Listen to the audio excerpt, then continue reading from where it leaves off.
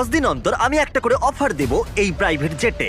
যদিও এই অফার নেওয়াটা তোমার ইচ্ছার উপর, তুমি এই দুটো কোঅর্ডিনেটস এর ভেতরে চুজ করতে পারো, যেটা তোমাকে $50,000 সহ রানওয়েতে নিয়ে যাবে, অথবা আলফা জিনিসগুলো নিয়ে এসো।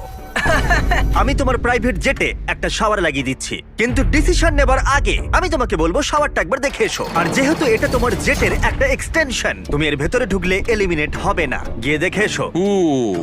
এটা তো সত্যি একটা শাওয়ার। তোমার দরকার না থাকলেও এখানে শ্যাম্পু রাখা আছে। হ্যাঁ, এটা শুধুমাত্র একটা শাওয়ারই নয়, এটা একটা বড় জায়গা। এখানে আমি দাঁড়াতে পারবো, এটা দারুণ। এবার সিদ্ধান্ত নেবার সময়, 90 দিনের জন্য শাওয়ার নাকি $50,000 ক্যাশ, কোনটা তুমি চাও? 90 দিনের জন্য শাওয়ারটা ভালো, কিন্তু আমি ক্যাশটা নেব।